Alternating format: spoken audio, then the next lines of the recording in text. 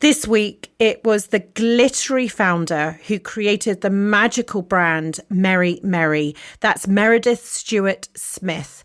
Now, if you know me, you know I love a good spot of pom-poms or two. I love hanging garlands and sprinkling glitter. So you can imagine, this was my woman. I wanted to know not only how she's created a brand out of everything that I love, but also how did she navigate starting from that kitchen table nearly 40 years ago and basically getting through the ups and downs of business, but also the ups and downs of life, and still coming out with this enthusiasm, not only for her brand, not only for her product, but for her team as well, where she has worked with some of her team for over 2 to 3 decades. This is someone that is staggering. Running a business for nearly 4 decades, there are so many lessons that can be learned through Meredith sharing her DNA and what's at the heart of her brand. And I just know that this is going to fire up your imagination with a garland around your neck and a pom-pom hat on your head. Enjoy. Bow your head and let your eyelids close on down. Where we're going, you won't need to bring your frown. Hi, I'm Holly Tucker, and welcome to my podcast, Conversations of Inspiration. I founded my first business, not on the high street, at 28, with a newborn strapped to my chest. Nearly 20 years on, he's all grown up, and I'm running my second business, Holly & Co. I've learnt so much about taking risks, running a business, and some extraordinary life lessons along the way, and I know others have too. Yet despite the wealth of experience we have between us, lessons like this are often left unheard, and it can feel like we're travelling our paths alone. So I've reached out to founders and those who simply inspire me to share their hard-earned wisdom with you. My hope is that collectively, these remarkable realizations will help you on your own journey. I like to think of it as inspiration for life. If you enjoy this episode, might I ask you to share it with a friend and to like, subscribe and review it so that together we can ignite people's passion across the UK. Now, let's begin this week's Conversation of Inspiration. Meredith, I'm so happy to be chatting to you today. The founder of Meri Meri, a business you founded on your glitter kitchen table in 1985. The queen of bunting, a pioneer of the cupcake kit, table confetti, cake toppers. As a woman who loves the detail and loves retail, you are a complete icon of mine. So thank you for joining us on Conversations of Inspiration. Thank you very much, Holly. I'd love to take you back, if I can, to Kansas, where you grew up. And I love this part of the story. So down the street, you lived from Hallmark, the HQ of Hallmark, the card and gifting company. And as a child, you'd make handmade cards and pop them inside your window, hoping that someone from Hallmark would notice them. It's almost like you couldn't make up more of a perfect start to your story. Tell me about this. I don't know, but it's funny when I'd completely forgotten about that. And my mother, maybe 15 years ago or so reminded me of that story, that I always made cards. And I'm a maker, I'm a maker. And I must have been inspired to make cards, maybe knowing, Hallmark was there. Maybe my mother told me Hallmark was there, but I would tape them to the window and just kept hoping somebody from Hallmark would walk by and notice them. And I'm not sure what they were going to do with them because I was probably 8 or 9.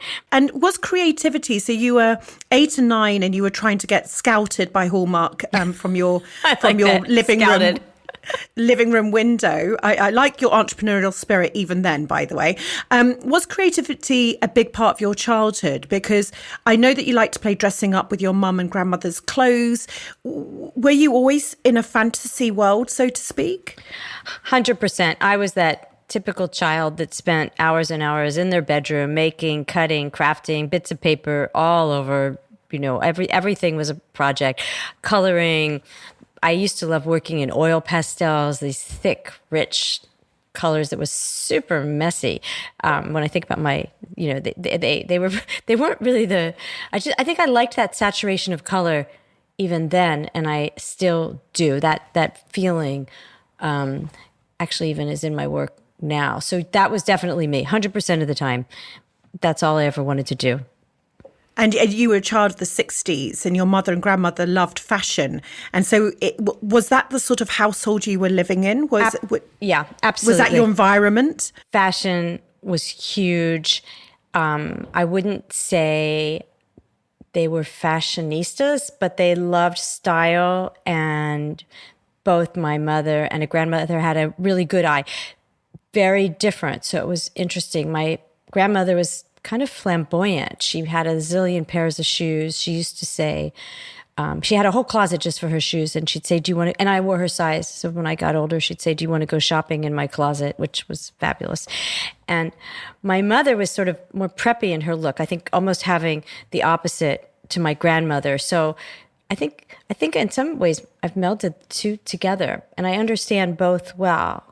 Yeah, I just, it just shows you we're such a product of our environment, and it's only sort of later on in life that you can really notice those small things that have now played a huge part in our psyche, even in our creativity. At school, were you happy at school? Did they harness your creativity? Did they understand it?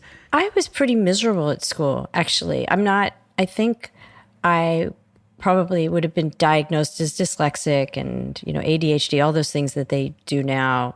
But in some ways, I actually think they were my superpower as I got older. But no, school, I just ticked the boxes.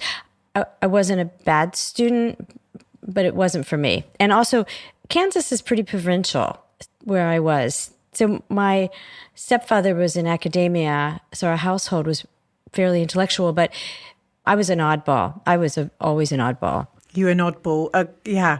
And aren't they the best, though? I'm not being funny. The oddballs are always the best. And tell me, when you say that about dyslexia and ADHD, and you talk about it very calmly now, how have you realised those things in your life, and what do you feel about that? Do you feel, I mean, I'm a dyslexic myself, and I definitely feel, and I've spoken a lot about this podcast, and actually on our website, we've actually pulled together the women together, and actually when you go through all of them, so many, I'd say 70% of the women I've interviewed are dyslexic. So I don't think that is just by chance. These are famous entrepreneurs like yourself. Do you feel a sense now that you're confident in saying those things out loud? I think it's nice to have a label. There's a relief in that, where before I thought it was an incompetence, and I thought I'm flaky or I can't concentrate. And it's very nice to have some labels, because I hear it so often. I now wonder, why do we have this label of normal? Like maybe normal is the issue. Yeah, that's right. There's no normal. That just seems like it's too broad. Normal, where really so many people I know don't fit in that. But going back to it, it feels nice to have it defined. I'm sure you feel similarly. Yeah, I and also, I mean, actually, we're talking about creativity here, aren't we?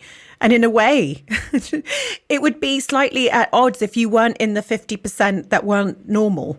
So actually, it's so, if you look at it like that, it's like, actually, thank God I'm not in that group, thank you.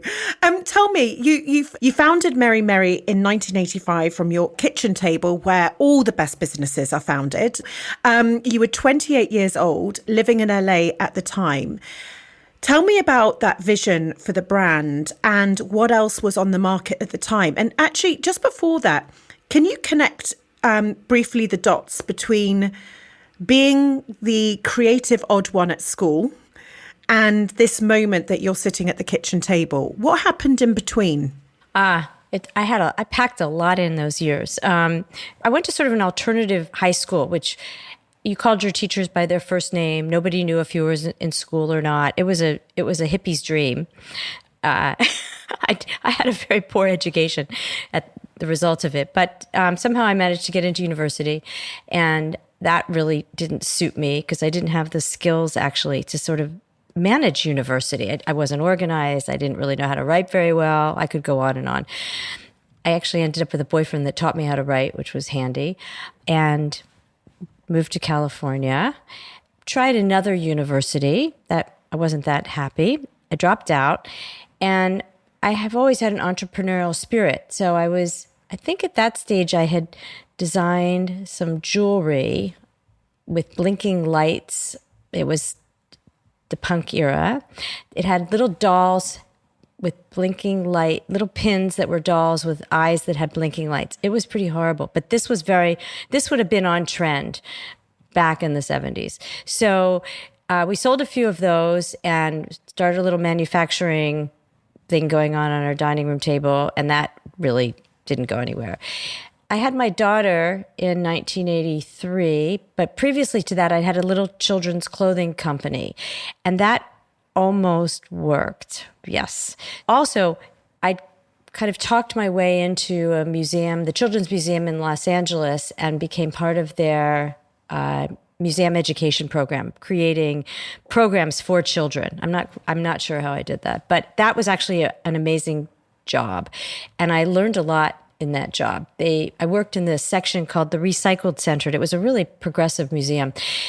It was probably one of the first in the world that was doing this. It was gathering recycled materials from all over the industries in Los Angeles, and they had great big vats of bits of tires from the old tire factory or cardboard from tube factories, and a giant, almost warehouse-size room filled with all this. And then children from schools would come on touring the museum, and the Recycled Center was just one thing, and we would make things from these pieces. And so one day I would set up something like a deli, and we would have to, every section would be creating a different part of the deli. So maybe parts of the tire were the bread base, or I don't really know. And then, so that was a really fun thing. But during all of that, I also had a little business on the side. So I started making children's clothing, and it was tie-dyed because that had come back in fashion again, and little dresses for babies, which were super cute.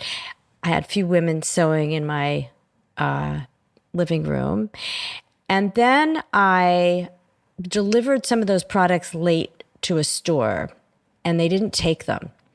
And there I was with all of this fabric and dye all over the kitchen.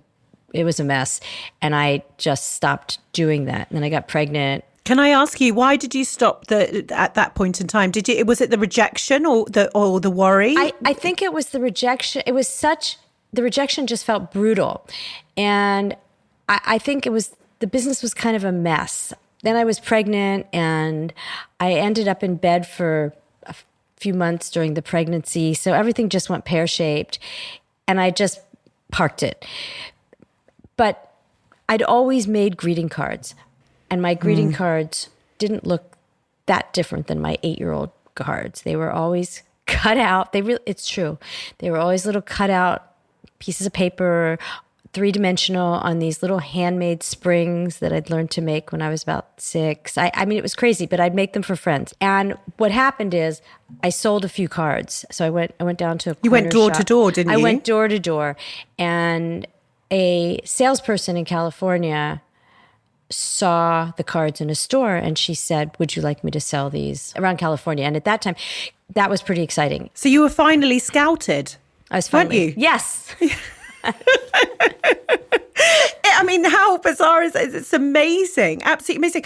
Tell me, am I right in saying that when you started Meri Meri, people underestimated you? So you've had your children, you've had a couple of company, well, sort of, you've had your kids' company, your jewelry, you're going into now this, you're a mum, you're a woman, it's the 80s, 90s. Do you think that people underestimated you, and what did that feel like? I think in that era, women just accepted it. We just worked around it. We didn't really give it a voice. So we just maneuvered. And that's exactly how I managed that. I remember setting up at my first stationery show, and I had 13 cards, and I had no idea what I was doing. And there were much larger companies all around me, and they were all owned by men. And I I'd ask for help. I'd ask for names of salespeople or manufacturing advice. And nobody thought I was competition. And I think, one, because I was a woman, and two, I had these little handmade cards that all looked very handmade. So people were free with their advice. So I think in some ways it actually worked for me, because I'm not quite sure they would have given that advice to another man in the same way. I could call on any number of those companies, and I did, to ask for help. And they just thought, there, tap, tap on the head.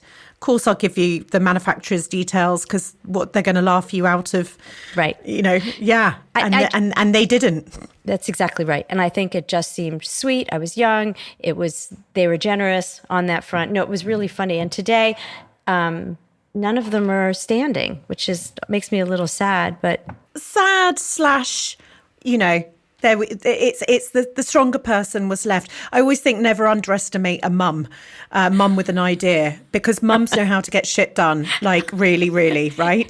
100%. That is exactly right. And we can still pick up the kids from school. Yeah, as well as everything.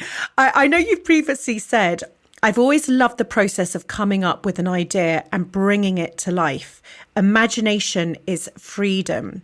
Was that something you felt at the time, a sort of sense of freedom, having this vision, and the idea was you were watching it grow? And how did you go about making it happen? So people are giving you their little black book's details and you're jumping on it. Tell me about that confidence to say, I know I'm right doing this. Well, it's interesting, Holly. I think it's out of ignorance, most of it. And that's usually what pulls naivety me and ignorance. Yes. Isn't it fantastic? Right. And I started with no money. I still think like somebody that doesn't have any money. So my risks are fairly small. That's been my business profile, and that has worked for me. Maybe we would have been much larger, or maybe we would have been gone if I was less ignorant and had, bankroll. I don't really know. But the idea, I get excited by an idea. I feel like I think it a step or two forward, probably enough to get it off the ground, not enough to see all the pitfalls, and I just go. And I think that's the freedom that my brain just kind of free associates. It just goes. Do you think, it sounds like you're very optimistic. I'm a very optimistic person. And I think that creativity and freedom that we're talking about, where you don't see the pitfalls, like you're not ignorant enough now to know that there won't be them. But in a way, it still doesn't stop you, that the optimism within that idea, the vision, you're still willing to put your foot on the gas and go with it. Is that right? And you've been doing this now for decades. Do you still feel that that's within you? Yeah, I think it's part of my DNA. There's no question about it. And I don't know if you had this advertisement or this toy.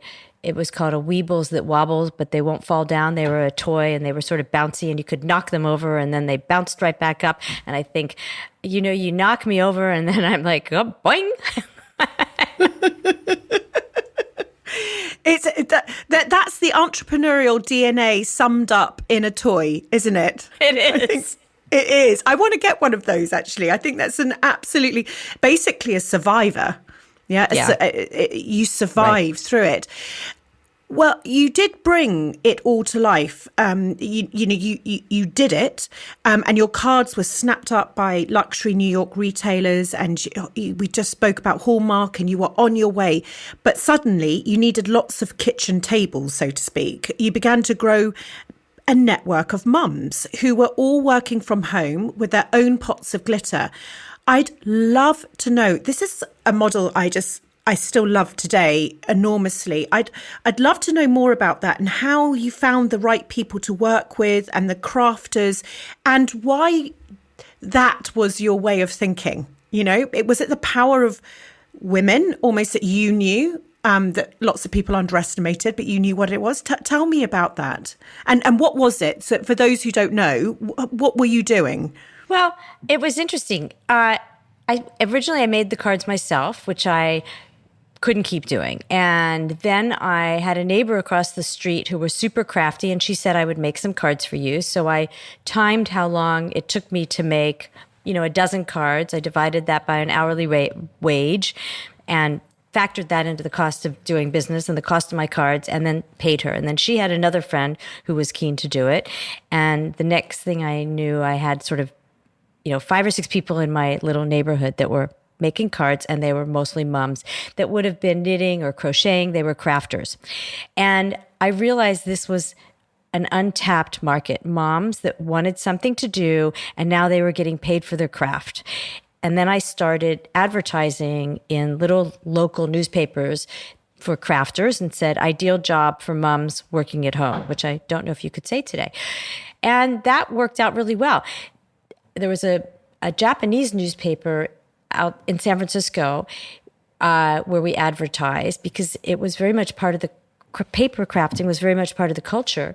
And we actually ended up with a huge section, a woman who came by who she had it for like 15 other women. So she'd come by and pick up the materials once a week. And there was a stage where I had probably 75 women that were doing this. Wow. It was really adorable. And what I found were the laws in California weren't conducive to it. They wanted me to claim everybody as an employee, and the cards could not have sold for more than what I was selling them. So the model wasn't going to work. I couldn't sell the cards at that stage for $7 or $8 or $9. And if I had to take on all that weight of what California wanted, I wouldn't have been able to sustain that model. So I went to one of my friends at the stationery show, and the company was called Pop Shots. And they made, I don't know if you remember them, they made those really fabulous cutout cards that were photographic, and they were very layered in dimension. Yes. They were really, really great. And Yes. they connected me with their factory in Mexico. And that was really the start. So we ended up doing some of the production in the US, and then would ship all the supplies down to Mexico, and same factory that Pop Shops was using, and then ship it back to the US, and then ship everything out. The ladies must have been so disappointed when that happened. They and were. you must have been. I mean, what I a was. beautiful collective of people working together creatively, and that output. I understand exactly why it had to happen, but what a pity that you hadn't been supported. Really heartbreaking. One of the interesting things that would happen, though, which was I ended up, if I needed people in the office or I needed people in the warehouse, I had this pool of women who now maybe their children were a little older and they were looking for part-time work, and I had gotten to know them. So different people came in and became customer service or warehouse managers from my card makers. So Love that. it was really special. Yeah, the power of women coming together. I think it's like nothing else. Tell me, in the mid-90s, you moved to the UK with your English husband, and it's been your home ever since. And America is a country that has obviously a reputation of celebration and for embracing all of life's moments. And of course, the UK, we're known for more of the traditional tea or the garden parties. So do you think that your work is sort of, I'm thinking of your mother and your grandmother's fashion, was it bringing the influences together of both countries that has inspired a new era within your business? Absolutely. It's interesting how you were able to deduct that from the information that I've given you. And I think that I was really able to use what I know about the US culture and the UK culture and create products that I could market really well in both areas. So it's been a huge part of our success, I think. I really brought bunting to the US. We had little Really? Yeah. We really didn't have bunting. 4th of July, we had it. It was not, we might have had a banner at a birthday party that would have said happy birthday, but we never really had decorative bunting hanging in bedrooms, triangles of fabric in the traditional way that was done here. So I think I interpreted that for the American market through parties, through birthday parties. And even one of our early products was some bunting that you could buy each triangle by itself and create your own sort of patchwork thing with letters on it. And do you think that sometimes I think, and I don't know what sometimes the fusion of two things is almost, it's hard to articulate, is what makes it unique. So for you, it was, you're American, you have the UK influence, you merged parties with those two cultures, and out pops your ranges. And I'm thinking about everybody listening now who is creative. You know, it's almost why I say so often we should go back to exactly what our DNA is, who we as a founder are made up of, and understand what happens if you fuse things together. Because, you know, that is your unique fingerprint on your company. You know, no one else would have necessarily gone into doing what you did because of what you were fusing together. I find it, you and I spoke about it off camera, didn't we? It's almost what makes us excited about innovation. Absolutely. Yeah. I think that really, really had a lot to do with the success and why we were able to turn it into a global brand. And I think the other thing that happens when you are an international person or live, you know, as an expat in a different country, you have a deep respect that for separate cultures and that not everything's going to fit in one place or the other. So there's a clarity. I think a lot of companies come over to open up shops or things in a country and then don't understand why it didn't work, even though it almost works. But our colors in America are crisper and cleaner, and the colors in the UK are a little muddier. And so I know the right balance and you have to be careful, or you could design for nobody. You have to really pick where you're going. Yes. So yes. It's not just that we don't have Christmas puddings and crackers are still a novelty to us at Christmas. It's just a deeper thing than that. So there's all these subtleties that help. Yeah, amazing. My vision has always been to create a world in which someone just like you can be creatively inspired, whether that be through a podcast like this one, by helping you find your passion and build a business, or to enjoy shopping for thoughtful, never-before-seen products that all support small businesses. I'm so proud to welcome you to the next era of Holly & Co. and throw open the virtual doors to the home of small business. We do also have a real home, but more of that another time. You'll find a collective of brilliant small businesses, handpicked and curated by me. For many years, I'd envisaged creating a retail experience that truly showcased new, creative products and gives you what I call the sweaty palm moment when shopping, and celebrates individual stories behind very carefully made items. I also wanted to create a place where you could shop not just by department, but through emotion. The moments in life we don't always share with the world. A place that helps you celebrate the huge milestones, but also helps you find the words or the right gift when darkness creeps in and you just don't know what to say. Big hopes and dreams, you'll agree. But as a listener to this podcast, you'll know that it's these that go on to change the world. And I hope that this will. Head to holly.co to find out more. Now, back to our conversation of inspiration. Not long after this time, tell me about the digital revolution arriving. And suddenly, it was all about emails. We were all talking to each other in different ways. We were communicating in other ways. And you said, in adversity, creativity can flourish. Tell me about how you navigated these times, because only just a moment ago, we were talking about the amazing women coming together and around all their kitchen tables. And of course, you moved that on. But it's almost similarly, how did you navigate almost going into that period of time? It really happened with the 2008 and 2009 crash was really the pinnacle of when this started happening. It was coming.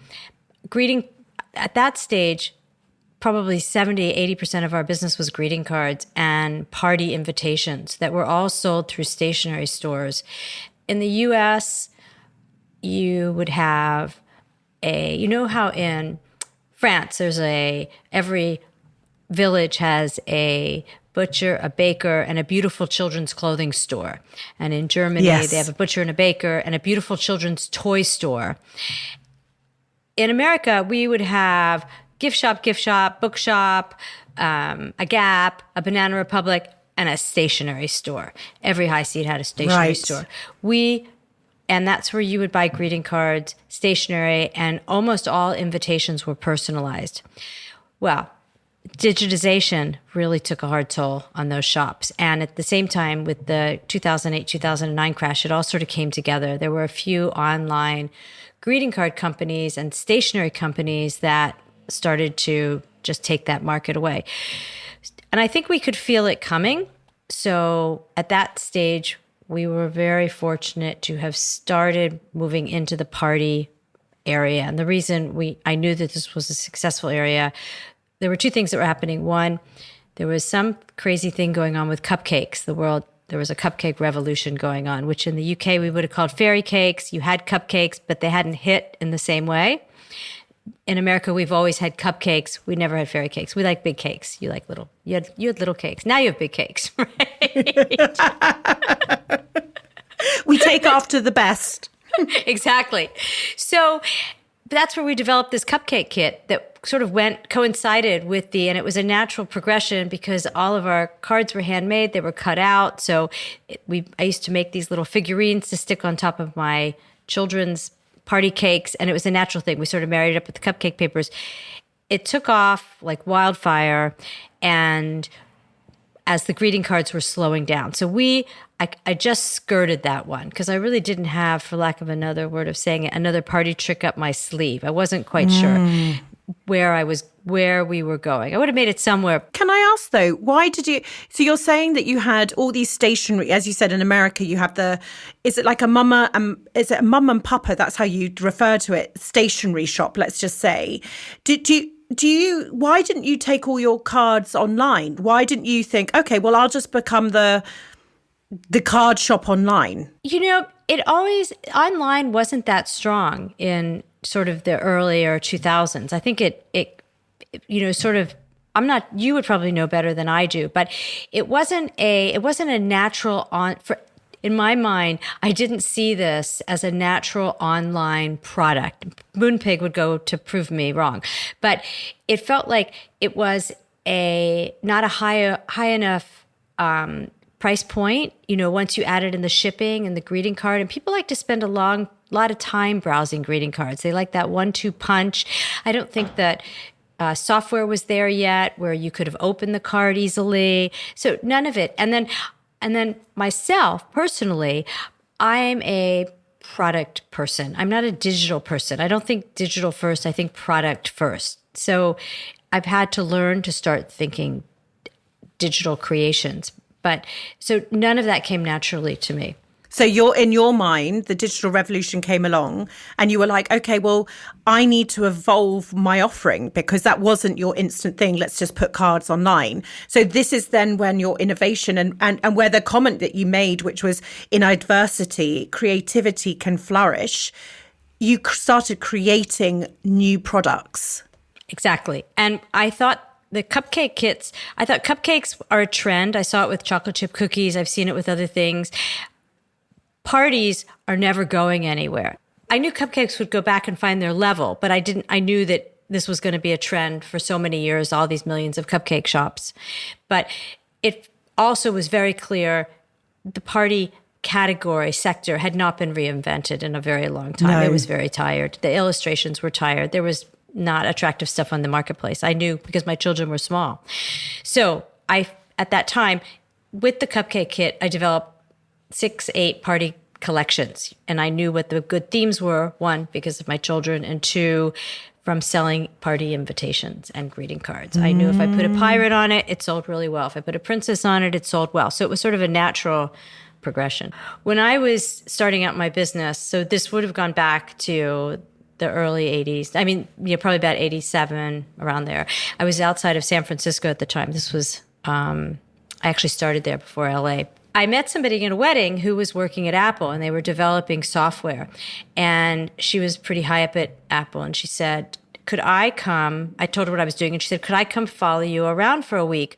We're developing programs for graphic designers so that they could do all of their work online, and artists will be able to draw, digitally. They'll be able to do it all on a computer.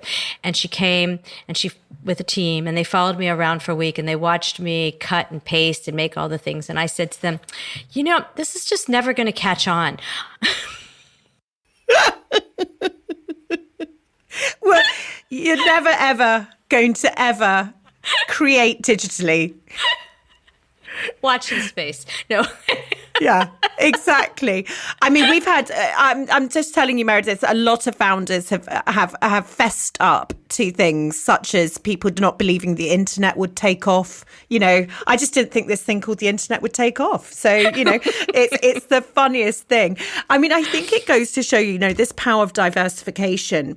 Not only does it keep our brands fresh, but also I was talking to Tanya San, the founder of Ghost, and she said, through adversity, she diversified. And, they created the fragrance, the Ghost fragrance and things like that. And it really does go to show you, I think of the global pandemic and now the cost of living crisis. And absolutely, we are, we go through these things. But this is where, isn't it? This is where the pivoting and the diversification and the creativity and the having to come up with solutions that meet the issues that we're dealing with just takes us into different realms. For those listening, would you have any advice about that? If you're stuck in a rut or, let's say that you're tired of what you do, maybe, can I ask, have you always been in love with what you do? Oh goodness, no! I don't think any. No, I don't think any. Really, I don't think any owner is. I can always find a joy in some of it, and that usually comes down to the design and the product. That's my first love. I love design, but there's definitely a slog that goes with it. And when your sales are slumping, it's really hard. When your competition is nipping at your heels, it's really hard, and it's back to the drawing board. So it does push you on. It goes back to, Holly, that thing we were talking about, that hard thinking that hurts. I have to go in a new area. It feels uncomfortable. And I think you have to take yourself there. Yeah, I agree. It's highly rewarding if you do have the courage to go there and get uncomfortable. We talk about sitting in the uncomfortable seat, and how good it is for you. We've actually got an image of a concrete bar stool, and we've actually put the words, the uncomfortable seat, on it, because it's almost reminding you that if you get too cozy in your lovely velvet seat with cushions and everything like that, actually sometimes you've really got to be uncomfortable to progress. I want to, actually, talking of environments, when I look at images of where you work, it's so much joy. It feels like heaven. Tell us about your area and your beautiful studio and the team that you've built, because I'm currently developing some things as well. And actually how we work as creatives is so important, isn't it? And the team that we have and that fuel we get from them. Well, I think your team is everything. And we have the most extraordinary team. I have so many long-term employees and designers, and from the top to the bottom, I have marriages, people that have met here and married. I could just go on. I guess that's my business model. I like that. Some people, there are companies that have different business models. They like the freshness and the change, and they want people moving in and moving on. And I don't think there's a right or wrong, but I like the comfort of that. So I've had two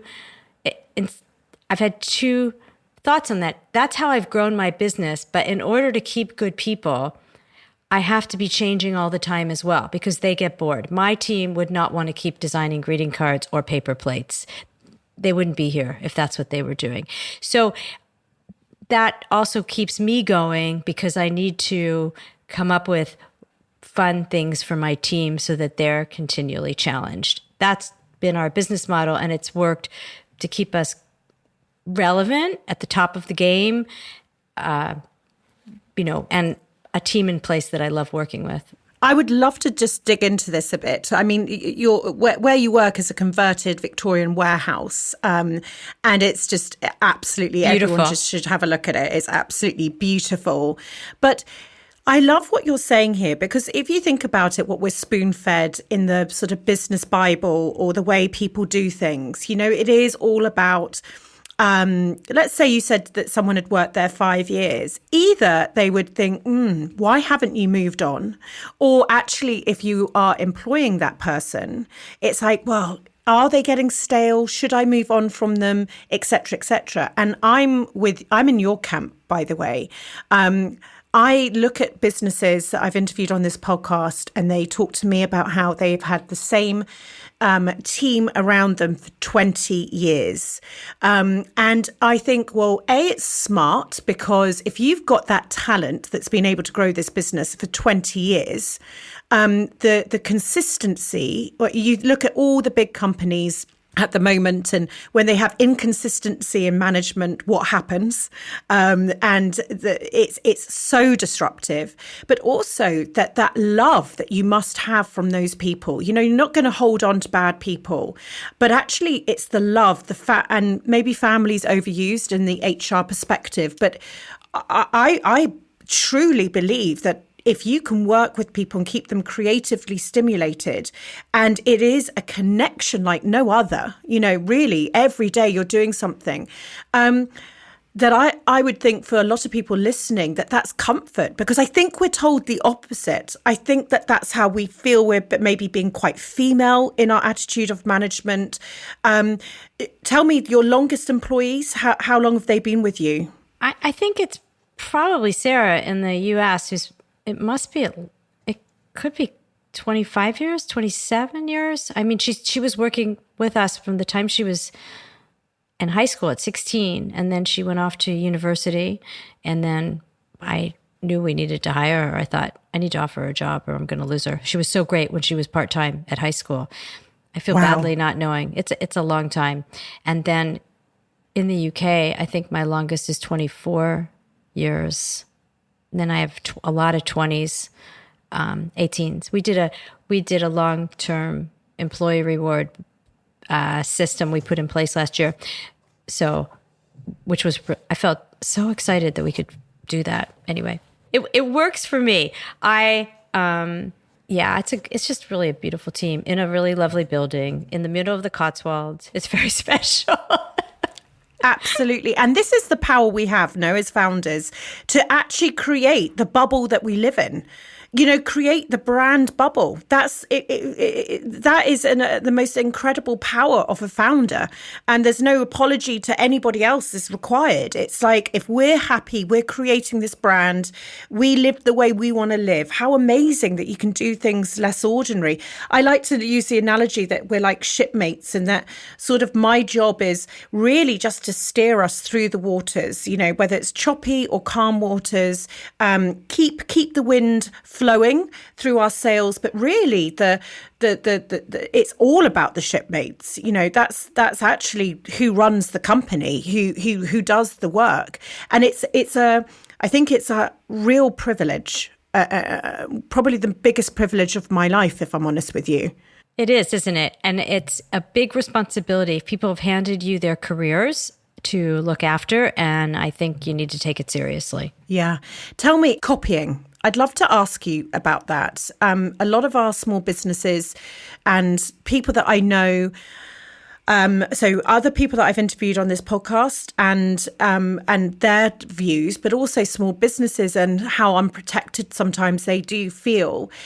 Copying is in the world that we're living in, and thanks to digitization and everything, you can just literally look at anything, can't you, at any point in time. How have you dealt with copycats over the years, and what's your philosophy? Everything is inspired by something else. That's the truth. So I think there's that aspect of it, and that you need to let go. The part that I find tricky is a few times we've created niches in the marketplace, and we've worked hard to create those niches. So when started with handmade greeting cards. There really were no handmade greeting cards. It wasn't really a brilliant business model. Greeting cards were enormously printed greeting cards. My husband went to business school and it was a case study. If you get it right, it was like printing money. And that was why it was a case study. But ours weren't printed. Ours were handmade. And there was a lot of labor and a lot of parts and a lot of pieces and traveling back and forth from Mexico as we talked it. So I never really thought anybody would copy that concept. I thought, why would you do this? I wish I could print cards. But it happened. It came up slowly. I kept seeing it sort of nipping at us, and I realized I should have been watching it more. Not that I would have known exactly what to do, but it came. And I think the same thing happened with Party. We created a niche in the marketplace, and then other people saw this is a possibility, and that's what happens. So I feel, I guess what I do now is I try to be more aware about it earlier on so that I can look to what other directions we're going, because I know they're coming after our sales. And that's just the nature of business. It's really annoying. It's hard, especially if you're counting on the sales from those products to run your business. It's not even the anger of being copied, but you've got a ship to steer. And that really, the way I deal with it is I'm now looking backwards and forwards and continually thinking, what's our next move? What's our next move? What's our next move? And that is always going to be the issue with a company that's a creative leader. It's very easy for large companies to copy you, and it's a good formula for them because they don't have heavy design fees. So that's just the nature of the game. But yet, that is also why, and would you agree, that investing and making sure your brand is recognizable, has values, and I'm going to talk to you now about your, the sustainability that you are so passionate about. This is where the brand lives, isn't it? Because they can just come and copy you. That's fine. Quality goes down. It's the tail end. But actually, it's the company. It's you, Meredith, being behind it. It's women knowing that you're behind the design. That means something to them. And I think sometimes we can leave our brands, can't we, to the bottom of the to-do list because there's so many other things to do. But actually, at the end of the day, if you want to protect those sales for longer, that's where you're trying to bring people into your heart and your soul.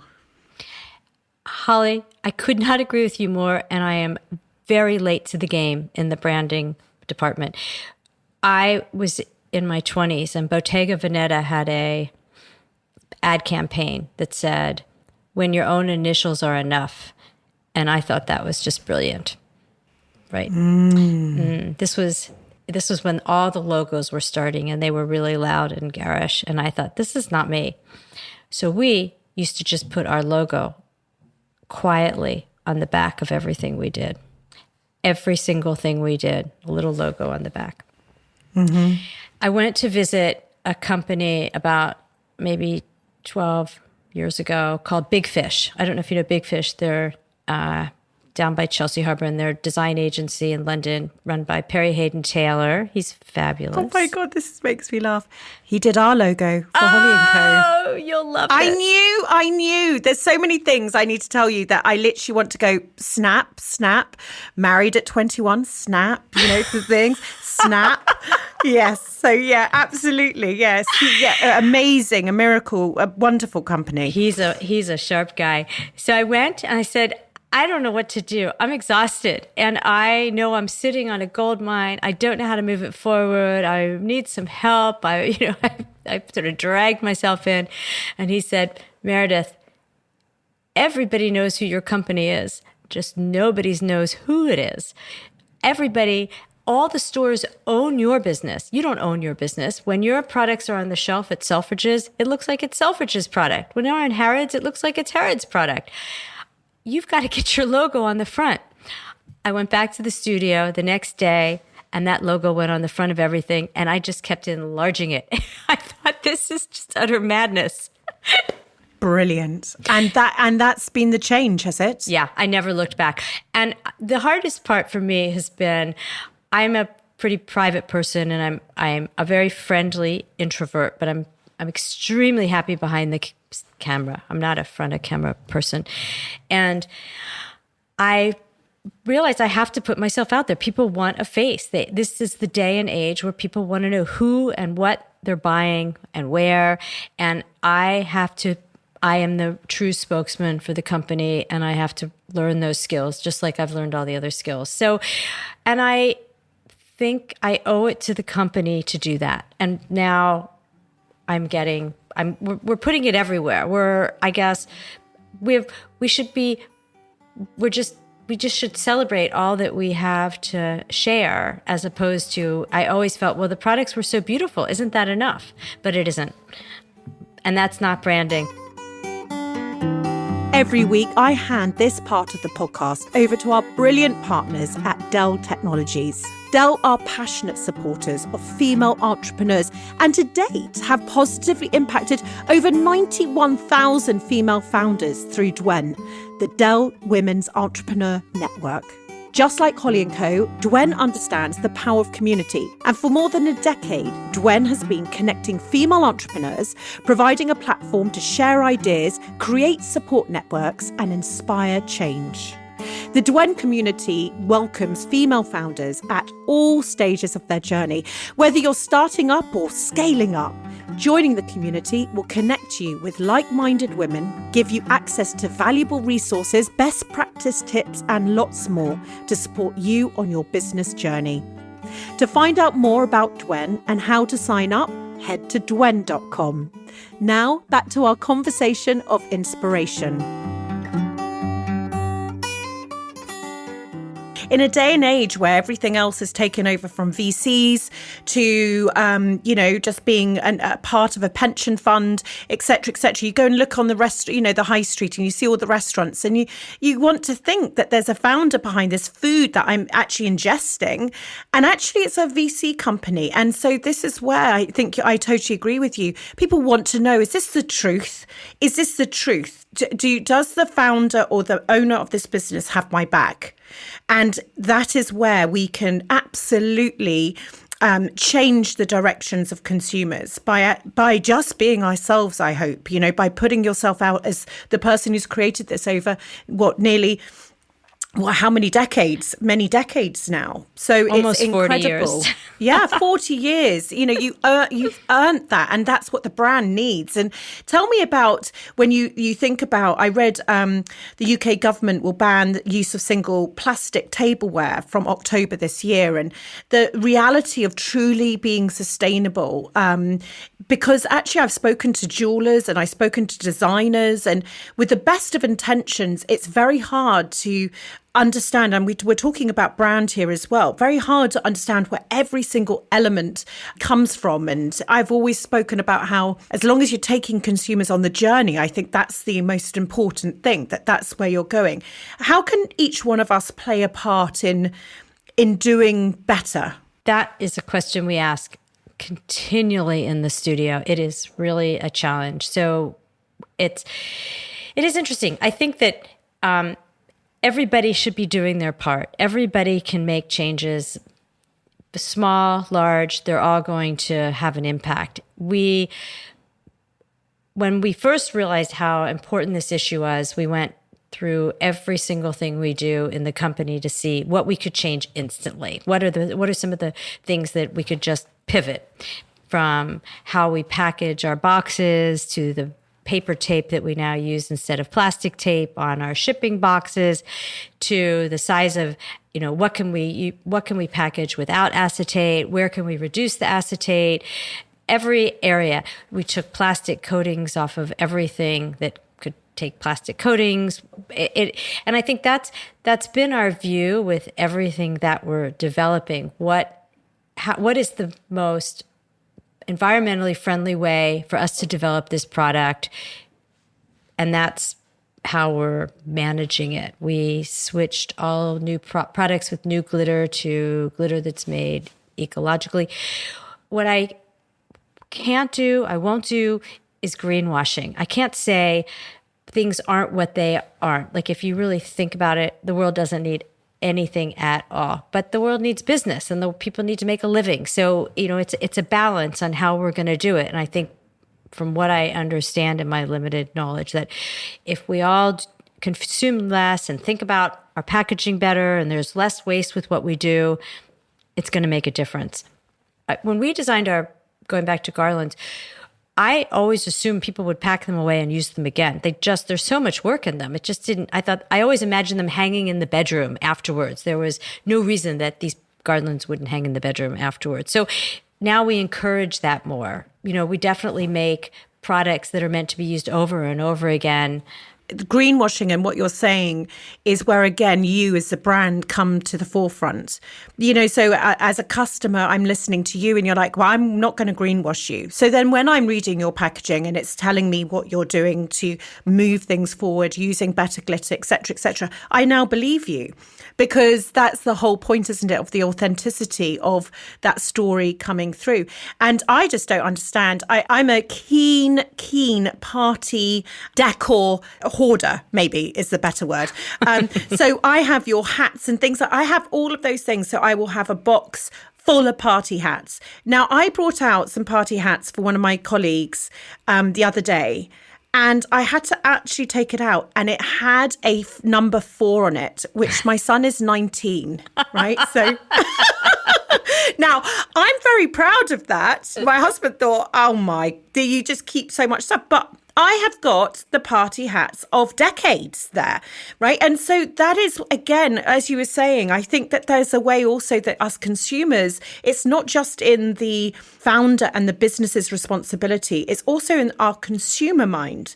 When we're buying your garlands, we should be keeping them. Right. That's the whole, it's a two-way street, I think, as well, isn't it? And really, it's in that power of our storytelling as founders that we can sort of say, this is how you could use it in the future. So I'm just with you. I just want to let you know I've got many of your things, though, very neatly tucked away, probably still in the little packets I bought them in. So just wanted to put that really out there.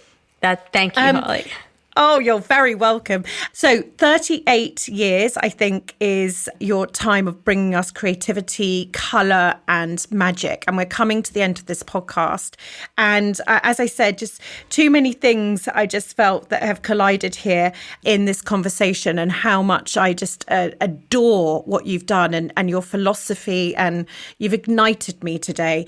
I want to ask you a couple of questions that I ask at the end of each podcast, which is, and I know I've used the ship analogy, which if I actually go back in my podcasts, I use it quite a lot. Maybe I was at sea in an earlier life or something, but I've got this obsession with seas and captains and all this sort of stuff. But the analogy I want to use right now is being on an epic roller coaster. If the last 38 years has been the ups and downs in your company, could you share with us what has been one of your biggest lows through your career? Well, I mean, nothing's been like the the COVID pandemic. I think that was just utterly brutal. It was almost, it felt like overnight the shutters just came down, and I had 12 staff that I had to make redundant, and the process of doing that and doing it over Zoom, several meetings was. I still am haunted by it, because there would have been no reason other than our business. I had to reduce our business by 40%, and that was it. And I think, having been through the 2008, 2009 recession, the crash, we were fortunate to ride that, but I knew I had to act swiftly, that it was, I wasn't going to have time to think every little thing through. And it was, I don't know if I'll ever get over that. And tell me, though, in that time, what happened to you during the pandemic? Was it that everything crashed around you? But then did we start to, I can't even remember. Did we start to do things at home and want to celebrate at home? Or was it a very bleak period for you? Well, there were a few things that happened. So I had to cut our overhead, which was as they say, I had to right size the business for the amount of revenue that I thought would be coming in. And I had to hold on to our cash, which, as you know, in most small businesses, no, cash is king.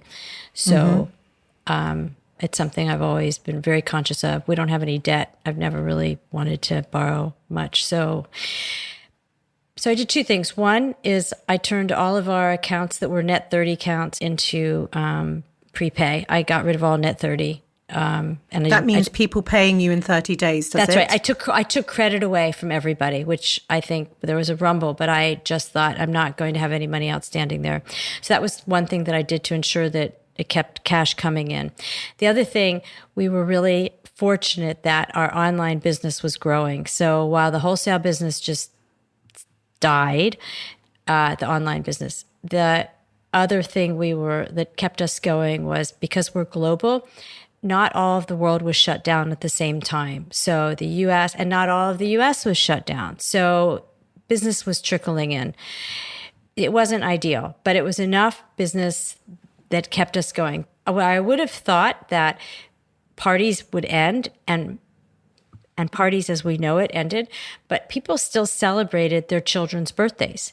So while they may not have bought 5 packs of paper plates, they bought 1 pack of paper plates, and they bought maybe 3 boxes of balloons and more garlands so that they could really decorate the house. So we just sort of muddled through, and people's shopping patterns weren't as horrible as I thought they were going to be.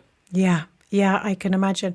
Tell me, Meredith, the high when you were on that roller coaster, your wind in your hair, you've got garlands all wrapped around you, you've got party hats, the whole thing, right?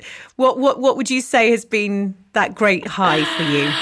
Oh, that's really funny. Well, I think probably the greatest high was really early on when Bergdorf Goodman placed their first order for greeting cards, and it pretty much took up a whole wall in their stationery department. And I knew I was on to something. I thought we're gonna make it. So everything else, there were lots of little successes. Our collaboration with Liberty was a really big high. First order from Harrods was a really big high. Pop-up shop in Harrods was an extraordinary high. They gave us a whole big space, which they continue to do every Christmas. And we have a wonderful space and a fabulous relationship with that lovely store. So there's been a lot of good highs. Fantastic. Amazing. And I just love that your husband had done a case study on basically how your business really shouldn't have worked. Right. Right? I mean, Exactly. and then you've got this whole wall and things like this. I love it when things like that happen. It's absolutely fantastic. Yeah, that's what you read in papers. That's what you do. I'm doing it. And this is how, and no one's going to tell me because I've got the entrepreneur DNA. What's the thing that we just talked about? You're hitting it down and it would pop back up? Yeah, the weebles that wobble, but they won't fall down or something like that. There you go. That's you. That's Meredith, basically. Right. This has just been the most glorious conversation. And I know it's going to be very inspiring to a lot of people. And that creativity plus that business and that vision and that gut feel, I think a lot of people can empathize with. And you've just really shone a light on how it's done. It's that time, though, now I'm going to ask you to read a letter to your younger self. And I don't know what you're going to say, but whatever it is, I just wanted to thank you from the bottom of my heart for being with us today and for sharing a part of your soul. Thank you very much, Holly, for having me. I was really honored to be included in your podcast library. Oh, my goodness. This is incredible. Over to you. Okay. I'm writing to my 20-year-old self as it's about the time I wish I'd had this advice. Hello, Meredith. If I could give you just one piece of life-changing advice, it would be get a dog. They will make you so happy. If you're ready for more, this is what I would like to share. You are going to have a business, and it won't be small. It is in your genes. You love to make things, so it's going to be creative and involve manufacturing. Go to university and study art. Learn to draw well. It will make your life so much easier. While you're there, take some business classes too. Learn to read a balance sheet and get some basic accounting skills. Get organized and develop some good systems. Keeping everything in your head is crazy and hard on you and everyone around you. Be confident in your ability and talent. Hear others, but trust yourself. You are capable of so much more than you think. Don't easily give the power away. You can look after your team and your company better than anyone else. Accept this position and lead with open-mindedness, compassion, and care. It is important to surround yourself with people who are more talented than you and with different skills than yours. Build your team carefully and support them well. They are the foundation of a successful company. Think before you speak and think extra hard before you criticize. It is crucial not to be embarrassed by success at work or in life. It will give security and freedom. It will give you options for your business and the ability to better look after your team. Choose your life partner very thoughtfully. Wait to marry until you know yourself. Make sure they are calm, kind, generous, and understand the importance of family and community. They need to be ambitious and excited by all the opportunities life has to offer. You will be in conflict if you feel like you are being held back. Be easy on your children. They hear everything you say with a megaphone. Coach them and support them, but don't push them too hard. Introduce them to as much of the world and as many things as possible. Don't try and steer them. You really have no idea what their passions will be. Always exercise. Aerobic exercise sets you up for the day. Learn to play tennis. It is fun, social, and a great form of exercise. If you don't learn, you are going to be jealous of every tennis player you see. Spend more time sailing. It will feed your soul. Read the news from the most objective sources you can find. Always really know what is going on in the world. Stay current in arts and commerce. This will all help inform business decisions and personal ones too. It will also keep you young. Fight for the causes and people you believe in. Always look after your family and friends. You will be lost without them. Always set the table. Show up to important events. Milestones matter. They may not even know you are there, but you will know. Cherish your sister dearly. She has been and always will be your greatest fan. Everyone wishes that she was their sister. How lucky you are that she is yours. Be kind to everyone. Have a bit of time for everyone. And please be kind to yourself. And get that dog. What advice. What advice. I know everyone's just sitting, listening to your advice now, just taking it on board now, let alone when, yes, you wish you'd heard that at 20. I love what you just said there. Don't give the power away. I think as women and especially in business, that we can give it away so easily with our insecurities. Absolutely. And it can lead us to getting into hot water. And I believe in that. And I believe in you and what you're building. And I just thank you from the bottom of my heart for everything that you're doing for us all, but also for branding and for women. And thank you. Thank you so much, Holly. This was an absolute joy. Thank you for everything you're doing. Thank you for joining me today. If you've enjoyed this episode, can I ask that you share it with a friend and like, subscribe and review it too, so that together we can inspire even more people to follow their dreams, to build a life they love.